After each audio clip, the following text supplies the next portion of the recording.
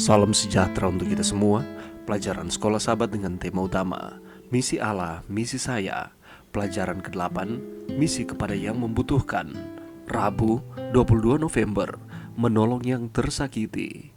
Siapakah di antara kita yang tidak pernah mengalami betapa dunia kita ini sangat menyakitkan? Tidak peduli apakah hidup di sebuah lingkungan yang kaya dan materialistis, atau hidup di sebuah lingkungan yang miskin dan kekurangan secara materi, hal itu tidaklah penting. Orang-orang tersakiti menderita dan bergumul. Sebagai contoh, seorang bisa membaca berita tentang bagaimana sejumlah uang dengan angka yang fantastis dibelanjakan hanya untuk obat antidepresi di dunia barat setiap tahun, untuk mengerti bahwa kekayaan secara materi saja tidak cukup untuk menjamin kebahagiaan atau kedamaian. Roh Tuhan ada padaku, oleh sebab Ia telah mengurapi aku untuk menyampaikan kabar baik kepada orang-orang miskin, dan Ia telah mengutus aku. Lukas 4 ayat 18. Apakah yang diajarkan ayat ini kepada kita tentang apa yang Yesus lakukan, dan dalam kapasitas kita juga apa yang harus kita lakukan bagi mereka yang membutuhkan yang ada di sekitar kita? Allah sedang memanggil kita untuk memenuhi kebutuhan dari semua orang, walaupun kita tidak tahu kapan atau bahkan apakah mereka nantinya akan menerima Yesus. Walaupun menjangkau mereka bagi Yesus adalah dasar dari misi kita harus menolong mereka dengan tulus karena mereka membutuhkan pertolongan. Kita menolong mereka karena kita telah menerima Yesus sebagai Tuhan kita, dan itulah sebabnya Dia memanggil kita untuk melakukan hal tersebut. Teladan Yesus yang memenuhi kebutuhan dari semua orang adalah sebuah prinsip kitab suci yang harus diikuti. Kita tidak tahu jika setiap orang yang ditolongnya menerima Dia atau tidak. Untuk menolong orang dengan sungguh-sungguh, kita perlu cari tahu kebutuhan mereka. Setiap kebudayaan memiliki caranya tersendiri sehubungan dengan bagaimana memperlakukan seorang sahabat. Di India adalah satu kebiasaan untuk menghidangkan makanan atau minuman ketika menjamu pengunjung. Mungkin lebih mudah untuk memberikan uang daripada memberikan penghiburan kepada seorang sahabat yang baru saja kehilangan seorang yang dikasihi. Tetapi apa yang dibutuhkan temanmu mungkin lebih daripada uang atau hal yang bersifat fisik. Kadang dukungan simpati Anda selama seseorang mengalami masa kehilangan besar bisa jauh lebih menolong. Prinsip yang penting untuk menjadi seorang penolong bagi Yesus untuk teman-teman kita haruslah diawali dengan tujuan, yaitu untuk menunjukkan kasih yang tidak mementingkan diri kepada mereka. Pahami dahulu kebutuhan mereka sebelum kita menawarkan pertolongan. Sediakan pertolongan yang mereka butuhkan, walaupun Anda tidak tahu jika mereka siap untuk mengikuti Yesus. Bacalah Matius 25 ayat 34-40. Apakah pekabaran yang diberikan dari ayat-ayat ini bagi kita? Pelajaran yang bisa kita dapatkan pada saat ini, mari kita melihat di dalam Matius 25 ayat 40. Di sana dikatakan, dan raja itu akan menjawab mereka, aku berkata kepadamu, sesungguhnya segala sesuatu yang kamu lakukan untuk salah seorang dari saudaraku yang paling hina ini, kamu telah melakukannya untuk aku. Tidak bisa dipungkiri bahwa banyak orang yang mengaku sebagai pengikut Kristus sudah merasa diri sebagai orang yang rohani atau telah memiliki tingkat kerohanian yang tinggi oleh karena rajin beribadah, terlibat aktif di dalam setiap pelayanan, dan melakukan akan hal-hal yang rohani.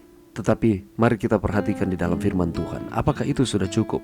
Perhatikan apa yang Yesus katakan, enyahlah dari hadapanku hai kamu orang-orang terkutuk, enyahlah ke dalam api yang kekal yang telah sedia untuk iblis dan malaikat-malaikatnya. Sebab ketika aku lapar, kamu tidak memberi aku makan. Ketika aku haus, kamu tidak memberi aku minum. Ketika aku seorang asing, kamu tidak memberi aku tumpangan. Ketika aku telanjang, kamu tidak memberi aku pakaian. Ketika aku sakit dan dalam penjara, kamu tidak melawat aku. Matius 25 ayat 41-43. Mendengar perkataan Tuhan Yesus ini, semua orang pasti akan terperanjat dan akan menyangkal bahwa selama ini mereka tak pernah melihat Tuhan Yesus dalam keadaan seperti yang disebutkan itu. Sama seperti dengan ayatnya yang ke-44, Tuhan, bila manakah kami melihat engkau lapar, atau haus, atau sebagai orang asing, atau telanjang, atau sakit, atau dalam penjara dan kami tidak melayani engkau? Banyak yang mengaku sebagai umat Tuhan telah melakukan akan hal-hal yang baik, namun tidak dinyatakan kepada orang yang paling hina. Memang berbuat baik kepada orang yang dipandang hina, kotor dan rendah tidak mendapatkan pujian manusia. Sedikit orang yang mau melakukannya. Tetapi teladan Yesus memenuhi kebutuhan dari semua orang adalah sebuah prinsip dari firman yang harus diikuti oleh pengikut-pengikutnya. Kita harus menolong mereka yang tersakiti yang ada di sekitar kita dengan berbagai latar belakang mereka.